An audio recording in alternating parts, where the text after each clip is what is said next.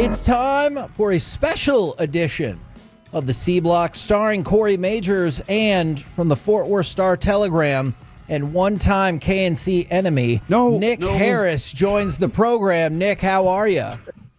Doing fantastic. Always frenemies, but yes, doing fantastic. Alex said he would laugh at that. I'm glad we balanced this out now. I really like Nick Harris a lot, so this is good. Me too. Nick, first question. My son signed my name on a waiver form this morning. Should I go ahead and reprimand him for this, or is this quality stuff? Okay, what was the form for? That's the question. It was free Planet Fitness for the summer because he's a student, so he gets to go work out. Are you a proponent of this? Does this allow him to kind of get out of your hair? No, I mean, I'm perfect. Actually, we already have a rec center membership. I don't know what he's doing here. We already have a gym, but yeah, he wants to work out with his friends there. I just feel like if he does this now, what else will he sign paperwork for? Yeah, maybe that's a stern talking to, and you'd be like, look here, bud, this is my name for a reason. See, this is what I'm talking about. I like that. This is the content Nick Harris brings. And I like the demeaning bud that got added in there. It's a show of dominance. I like that. Now, Nick, this might be a cynical question, but when I see an article up that says Dak Prescott cleared for everything except contact, I don't maybe feel as enthusiastic about it as I think other people believe I should be. Yeah, it's a fascinating part to be at, especially because I believe it was about a month ago when he was at the Children's Cancer Gala Fund in downtown Dallas. He said that if he had to play a game right now, he could. And so it's like, okay, but you're not 100% cleared, so what does that exactly mean? You know, at the end of the day, he needs to be cleared for contact in time for training camp, and everyone believes he will be. You know, whether he's cleared for contact right now or not, unless he's trying to play in these USL semifinals for the Renegades this weekend, I don't think that's going to be a big factor. Hey, the other day brought this up, and I know Christy Scales says this every year at training camp, but Broadus was saying, hey, OTAs, keep an eye on what guys are going in where at what times, like where they are in the rotation of things. And it seemed like Shoddy yesterday was like, you're not going to get anything from that. We're putting guys at ones and twos all over the place. We're just going to rotate it in and out. Anything you noticed regarding who's going where, or is that a real thing from Shoddy?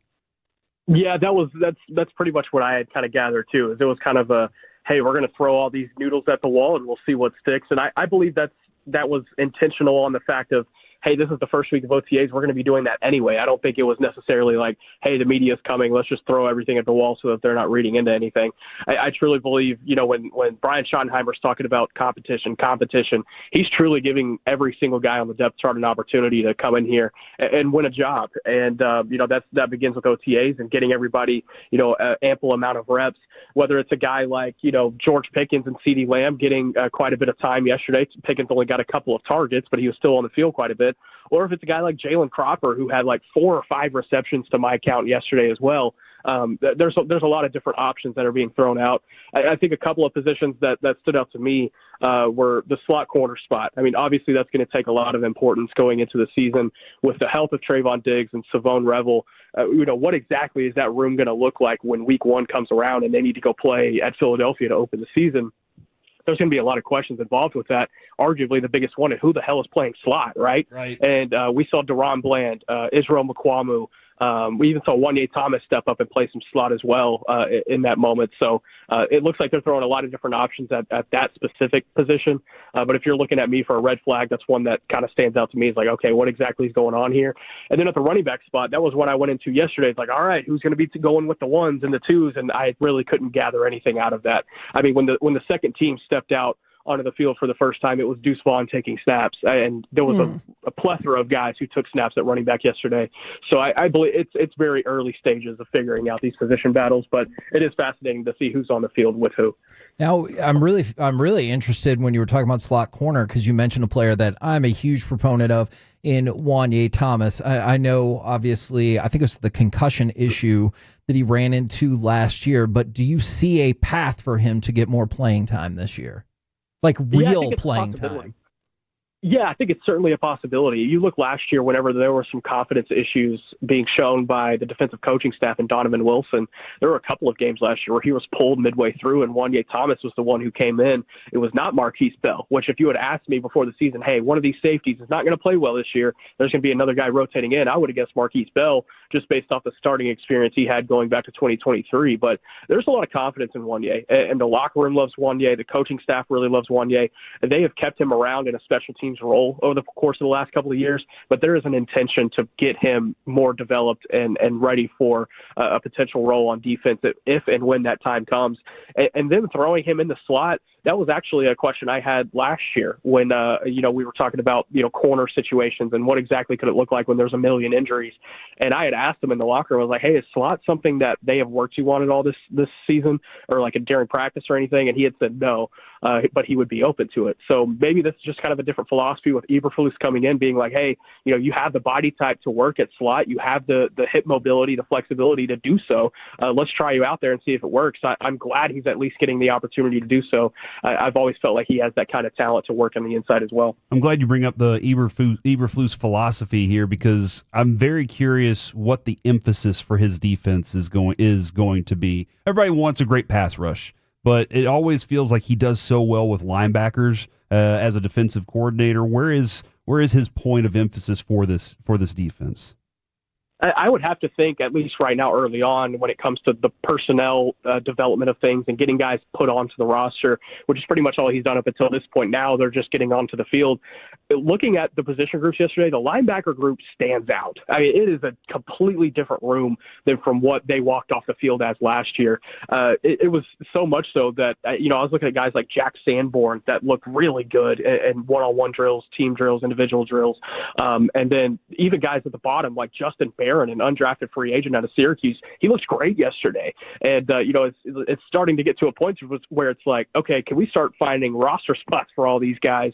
And then I walk off the field yesterday, I was like, man, I don't even remember seeing Kenneth Murray just because there were so many linebackers in that group that stood out to me. And that was more so a positive, not more so like Kenneth Murray didn't do anything. I really like that second level and how that's kind of developed. I just hope that second level doesn't have to be asked to do too much by way of the defensive tackle room being a red flag right now as well. Does that make sense? It's more so like, hey, if the tackle room is not doing their responsibilities on early downs, is it going to be requiring this second level to be amping it up and taking on more responsibility as games go on? I mean, we saw that problem really rear its head in the first 7 weeks last season before the defensive tackle room could really figure out what exactly it was doing. You just hope that's not the same situation in 2025. What is your confidence level in that? Because much like Rangers fans for a long time used to desperately wish for more pitchers and better pitching every year, it feels like Cowboys fans for a long time have been like, give me the inside DTs. Come on. Yeah, and I think Cowboys fans would love to have the Rangers pitching luck right about now. Hopefully it would come with everything else involved. But with the Cowboys defensive tackle situation, I don't have a lot of confidence there right now. I don't, and I think that when you look at defensive tackles and corners, those are the two position groups I'm looking at. Like, things are going to get dicey unless they add a veteran here, or unless a guy really steps forward in training camp / preseason. Mozzie Smith, I think Mozzie Smith is what he is at this point, and I think going into year 3, I think there is a certain level of expectation that you can pull from him and be like, okay, hey, he can work in these situations. He's at least a guy that's worthy of being on the field. I just don't know if he's going to be that 17-game starter for you. Is that Jay Toya out of UCLA? He's really stepped forward and proved that he's more valuable than a 7th-round pick. There were some draft experts that had a 4th-round grade on him going into the process, or going into draft weekend, rather. So maybe he performs more to that level, and I think that would probably give him more of an edge and winning a potential starting battle. But at the end of the day, you're relying on two guys that you still have questions about. I think they need to add a veteran or two to that room. You have Solomon Thomas. Can he slide over at that one-tech spot and work? I don't know. I don't think I have a confidence in that. If it were me, I would go out and get a veteran one-tech and hope that can help solve some of your issues. I think the biggest question mark on the offensive line is still the left tackle spot and Tyler Guyton. Is there any way to know any advancements he'd made in this offseason, or is it just we have to wait till training camp and preseason to see that, or have you heard that things are kind of going in a positive direction for him? Yeah, we're certainly going to have to wait until preseason training camp to really see what that second-year jump has looked for him. And, it's Tyler Guyton's an interesting case because when he was drafted, you'd ask anybody in the building, it's like, okay, tell me about this guy from your perspective. It's like, hey, man, he's raw, he's green, but he's going to be really good for us. He's got a ton of upside. We feel really good about where he's going to be once we get him in the building and get him situated. And if you had told anybody at that same exact point in time, hey, he's going to struggle his rookie year and there's going to be some issues, they probably would have been like, yeah, I could see that coming. But I think they maybe expected a little bit more on the back half of the season from Tyler Guyton. It's like, okay, yes, he had 14 starts in his entire college career on the offensive line going into year one, and he doubled that in his rookie season in the NFL. But there wasn't a whole lot of growth that you can point towards late in the season to be like, okay, that is a clear, distinct difference than when he trotted out in week one against the Cleveland Browns. It kind of looked all the same. And, maybe it's injuries that he battled. He battled a knee injury throughout the year. He was he battled a really bad illness during training camp during that crucial instruction period. So, there were things working against him too. But that's going to be the guy I'm looking at is like, okay, he needs to make a really big second-year jump because they have not only invested a first-round pick on him, but they've put a lot of trust in him to being that guy at left tackle with a quarterback in Dak Prescott that is now on the wrong side of age 30. They're going to need him to be that guy and be the protector to help solidify that line. What are you more excited about? The new coach saying, hey, we've spoken very openly about trying to create one of the greatest cultures in professional sports, or in-season hard knocks for the NFC East. I'm not going to lie. Whatever, I don't watch Hard Knocks, and maybe I'm sorry to anybody who does. It's not something that I find to figure out how to work into my weekly schedule because I think it just comes out at like 7 or 8 p.m. on HBO, and like by that time I'm trying to like kick back with the fam and watch anything other than what I've been working on all day. But so when that first came across, I was like, man, I'm going to have to watch Hard Knocks in December every week. That's going to be really received well. But I would have to say. It's a little bit of both, right? Because you're going to see a lot of behind the scenes with what Brian Schottenheimer is trying to instill from a culture standpoint. And there's a lot behind the scenes that, really hasn't been talked about and things that we may never know as far as, what they are doing on a daily basis to just increase morale, increase competition, increase the overall culture in this building. And I thought Clarence Hill asked a really good question yesterday in the press conference, rare, I know, in that he was saying that, hey, you've talked about culture. Does that mean the culture wasn't good before? Like, how are you changing a culture that y'all have been talking about previous times as being good? What exactly goes into that? He said it's more so just trying to make it our own, and we're trying to make it a place where we all want to come and compete every day. And, when issues do arrive on Sundays and we do have problems on the field, we can talk about it because we've had a relationship that we developed back at a dinner at the Cowboys Club in May or April to be able to, work through some issues like that. And so I think that was a really good answer from Schottenheimer because I don't, to McCarthy's discredit, maybe we should get Bobby Belt on the line to help talk more on this. But I think to McCarthy's discredit, he didn't have the strong relationship with his roster that some of even his assistants had. And when issues did arrive on Sundays, he didn't really know how to handle those at times. So I think that's an issue that Schottenheimer maybe saw firsthand and wants to make sure that that's one of the bigger things that he addresses moving forward. What's your prediction for the Stars-Oilers series? Oh, give me the Stars in 6. Let's go. Let's go. I feel confident. I think this team's winning the Cup, guys. I don't know a whole lot about hockey, so don't take this as like the insider expert saying things. But I don't know. The vibes are good, man. I went and covered Game 5 against the who do they play? I mean, this is how much I know who they play last round. The Jets. The culture is strong there. The vibes are good. They're getting everybody back. They're full strength.